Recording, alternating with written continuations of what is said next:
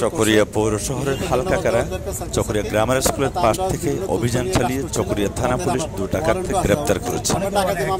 ডাকাতি মামলার আসামি আবার এইটা প্রিভিয়াস আরও গতকালকে থেকে আমরা প্রিপারেশন ছিলাম। আমরা বিভিন্ন জায়গায় রেড দিছি, তারপরে বিভিন্ন তথ্য বিশেষত কালকে আমাদের সার্কেল স্যার বিশেষ আবেদন হচ্ছে আমাদের সার্কেল স্যার। আমরাও গেছিলাম কালকে সারবিলে যে গোলাগুলি একটা বিষয় সবাই জানেন। এই তথ্যটা আমরা যাচাই বাছাই করে আমরা বিভিন্ন আঙ্গিকে কালকে থেকে এটা অপারেশনে ছিলাম। কালকে রাতের 2টা-3টা বাজে আমরা ওখানে অবস্থান করছি। দেন আজকে বিভিন্ন তথ্যের মাধ্যমে আমরা আমাদের টিম নিয়ে আমাদের সার্কেল স্যারের তত্ত্বাবধানে সার্কেল স্যার একদম সশরীরে হাজির ছিল, প্রত্যক্ষভাবে হাজির ছিল। একদম স্যারে সব কিছু করছে।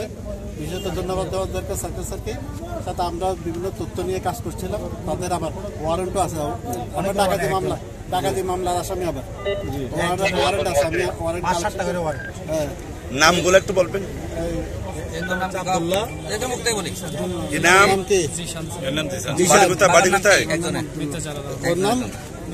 মৃত জালাল আহমদ, বাড়ি কোথায়?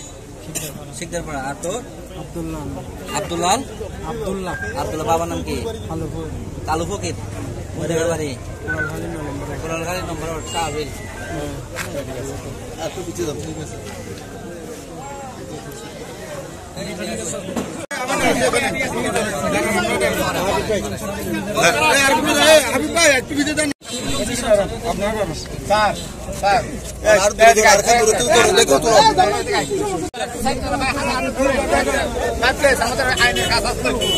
আমাদের আইনে কাজ আছে, আপনার হাত দিয়ে ক্লিয়ার করেন।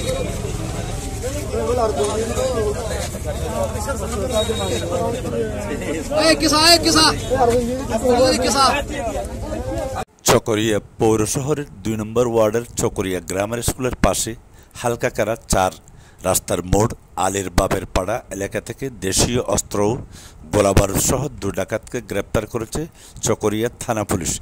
বাঁ দিক থেকে গ্রেপ্তারকৃত আবদুল্লাহ কোরালখালী ও জিশান শিকদারপাড়ার বাসিন্দা বলে জানায় তারা। 3 সেপ্টেম্বর 2025 ইংরেজি তারিখ রাত 10:45 নাগাদ গোপন সংবাদের ভিত্তিতে চকরিয়া সদর সার্কেলের সিনিয়র সহকারী পুলিশ সুপার অভিজিৎ দাস এর নির্দেশে চকরিয়া থানার নবাগত অফিসার ইনচার্জ ওসি তৌহিদুল আনোয়ারের নেতৃত্বে সঙ্গীয় এসআই সাকিব ও আরও বেশ কজন এসআই ও পুলিশ ফোর্স সহ স্থানীয় জনতার সহায়তায় অভিযান চালিয়ে এই 2 ডাকাতকে গ্রেপ্তার করা হয়। চকরিয়া থানায় গ্রেপ্তারকৃতদের নামে 6 থেকে 7টি বিভিন্ন আইনে মামলাও রয়েছে বলে চকরিয়া থানার ওসি তৌহিদুল আনোয়ার আলোকিত চকরিয়াকে জানান। এ সময় ডাকাতদের গ্রেপ্তারের খবরে চারিদিক থেকে আসা অন্তত কয়েক শতাধিক লোকজন ডাকাতদের দেখতে ভিড় করতে দেখা যায়। এসআই সাকিব জানান, নবাগত ওসির যোগদানের পর থেকে এটি তার বড় সাফল্য। তবে এ জাতীয় অভিযান চলমান বলে জানান ওসি তৌহিদুল আনোয়ার।